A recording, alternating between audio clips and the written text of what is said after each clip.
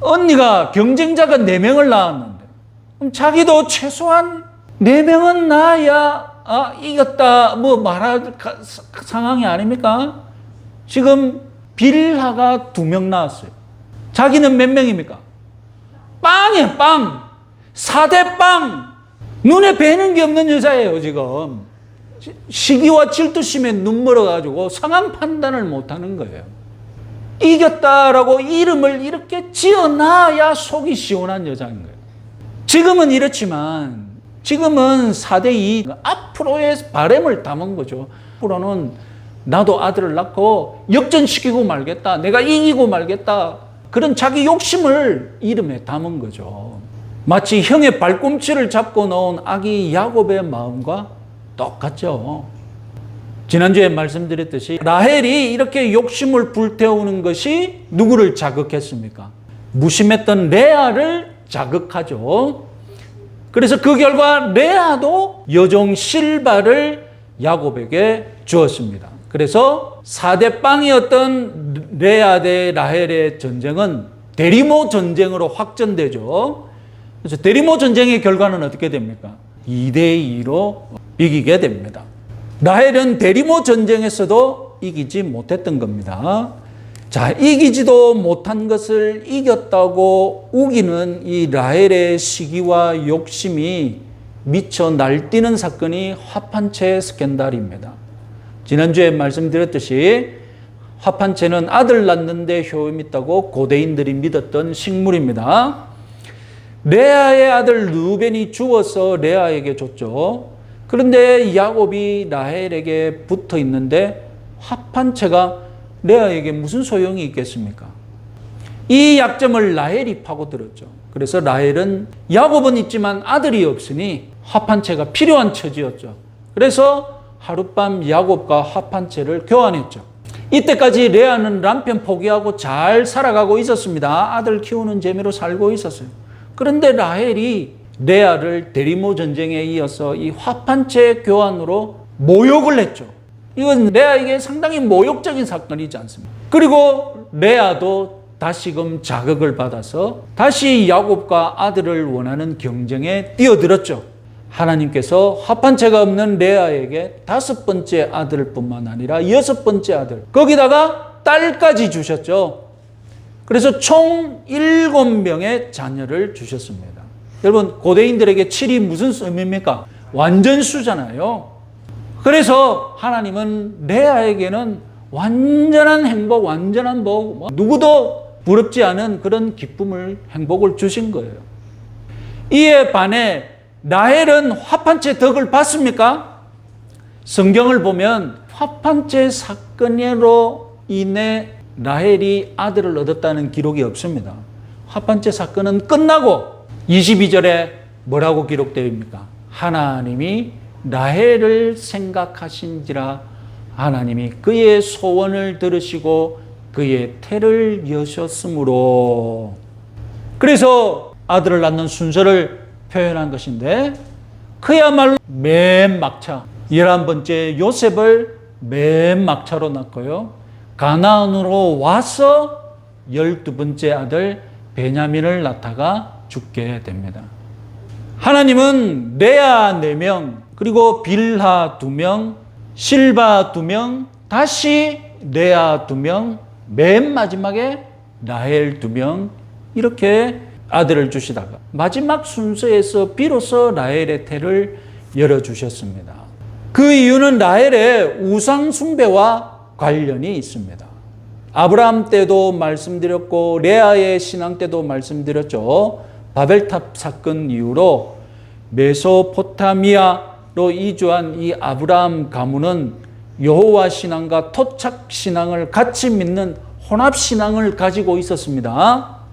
그것은 데라, 아브라함, 이 집안 전체가 여호와 신앙과 그 지방의 토착신을 믿는 이런 혼합 신앙을 이미 가지고 있었다는 겁니다. 그래서 앞서 레아의 경우는 여호와를 신실하게 믿고 있었지만 라헬은 어떨까요? 라헬의 신앙을 확인할 수 있는 중요한 단서가 있습니다. 창세기 31장 19절 34절 같이 한번 읽어보겠습니다. 그때에 라반이 양털을 깎으러 갔으므로 라헬 그의 아버지 드라빔을 좀 덕질하고 라헬이 그 드라빔을 가져 낙타 안장 아래에 넣고 그 위에 앉은지라 라반이 그 장막에서 찾다가 찾아내지 못하매 야곱을 따라서 라헬이 하란 아버지 집을 떠날 때에 집안에 무엇이 있었느냐? 우상 드라빔이 있었던 거예요. 그러니까 집안에 조그만한 신전을 두고 그 신전 안에 무엇을 모셔놨느냐? 작은 신상, 우상 같은 드라빔을 모셔놓고 거기다가 기도를 드린 겁니다. 이런 거 우리 주변에도 볼 수 있잖아요. 집안에 조금만 갖다 놓고 거기서 절하고 그럴 수 있잖아요. 일본이나 동남아 가면 얼마든지 볼 수 있는 그런 그 드라빔이 라헬의 집에 있었던 거예요. 그 누가 그걸 갖다 놨고 숨기고 있었던 겁니까? 그의 아버지 라반이 그런 우상 숭배를 했던 겁니다. 그런데 이 욕심 많은 라헬이 하나님도 믿고 저거 갖고 오면 또 드라빔이 나를 축복할 줄 알고 가나안으로 가려고 집안을 들고 놓은 겁니다. 그 아버지가 와서 보니까 자기가 믿는 드라빔이 없는 거예요. 아니 이 딸이 이것까지 들고 가서 신경질 나가지고 딸을 쫓아와가지고 막 찾고 드라빔 내놓으라고. 그러니까 딸은 그걸 몰래 또 숨겨놔가지고 끝까지 안 줄라고. 이 욕심 많은 이 집안의 에피소드 아닙니까? 이런 신앙생활 하면서 라헬은 그동안 항상 사랑받는 삶을 살아왔습니다. 예쁘고 건강미까지 있는 라헬은 주위 모든 사람들에게 항상 사랑받고 살아왔습니다. 이런 라헬에게 하나님이 왜 아들을 맨 마지막에 주어졌느냐? 하나님은 라헬에게 사랑을 못 받는 삶을 체험하게 하신 겁니다. 라헬은 아마 처음으로 누군가로부터 사랑 못 받는 존재의 아픔을 맛보았을 것입니다. 하나님의 의도는 무엇입니까? 늘 갑의 위치에서 호사를 누려왔던 라헬이 이제는 내려와서 을의 위치에서 낮아져서 간절하게 하나님의 사랑을 갈구하는 그런 삶을 살기를 바라신 것이죠. 아마 이런 연단의 기간은 10여 년간 지속되었을 것입니다. 하나님이 라헬을 불쌍히 여기셔서 마지막 순서로 정말 막차 태우듯이 라헬에게 요셉을 주셨던 것입니다. 그럼 라헬은 이런 상처의 시기를 겪으면서 10여 년간 지속되는 이런 불임의 시기를 겪으면서 어떻게 변화되었을까요? 자기가 우상 섬기는 거 버리고 하나님께 온전히 매달렸을까요? 레아처럼. 요셉이라는 이름을 지을 때 야곱이 라헬이 무슨 생각을 했는지 우리는 알 수 있겠습니다.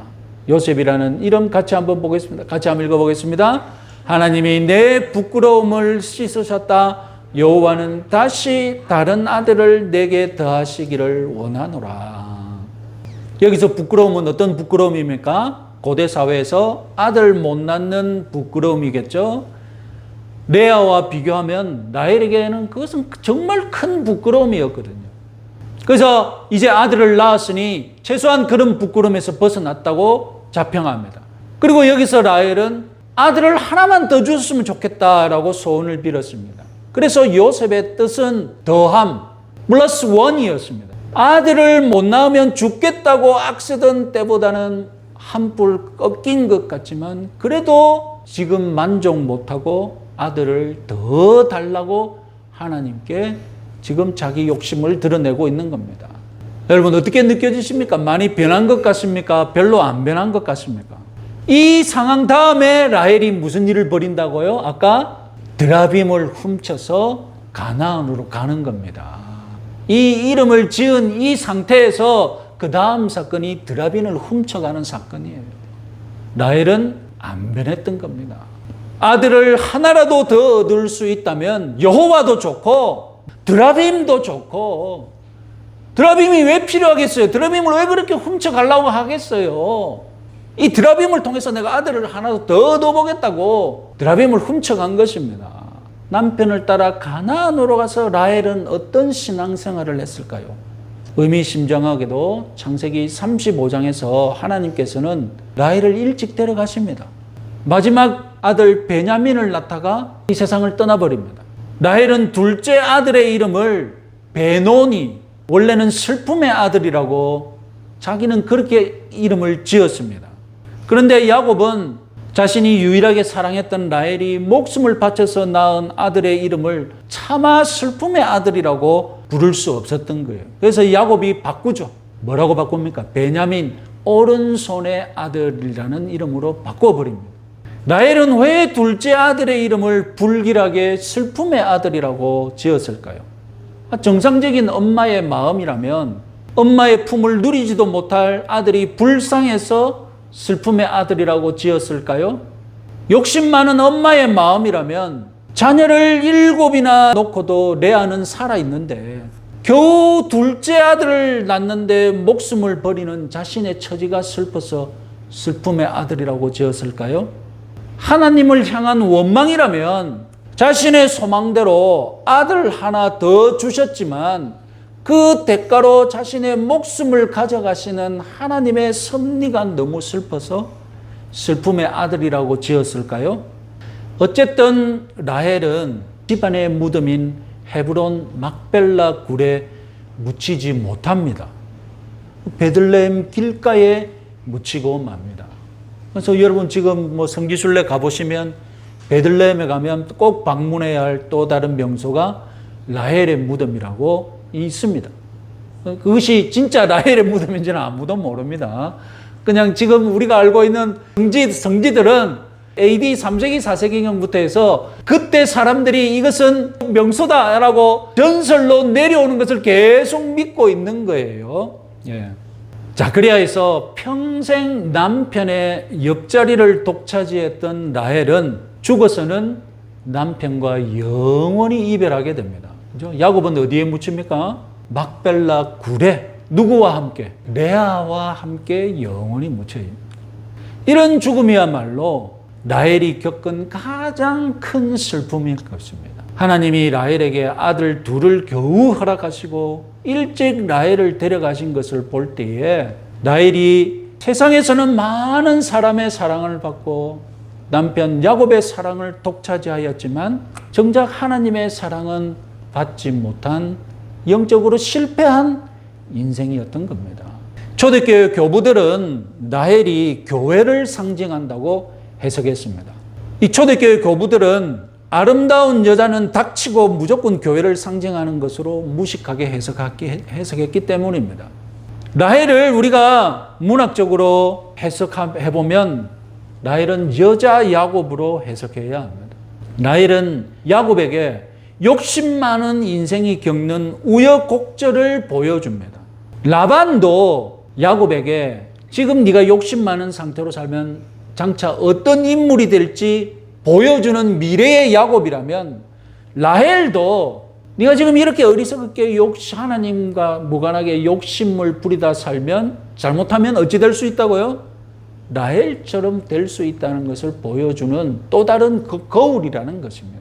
자기 욕심만 쫓고 자기 욕심만 채우는 인생은 하나님께 사랑받지 못하는 인생이 될 것을 라헬은 실감나게 보여줍니다. 누구에게? 욕심 많은 야곱에게 보여줍니다.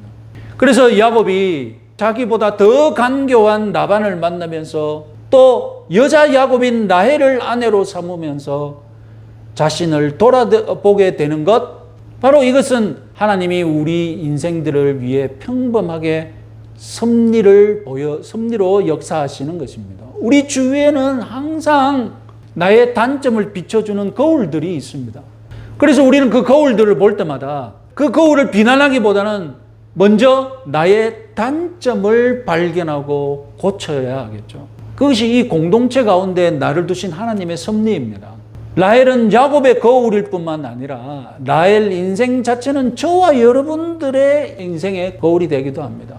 욕심 많은 인생의 교과서 같은 인물인 거죠. 라헬은 없는 사람이 조금 가지려고 애쓰는 욕심도 있지만 있는 사람이 다 가지려고 애쓰는 욕심 참 크고 무섭지 않습니까? 라헬이 그런 인생이었죠.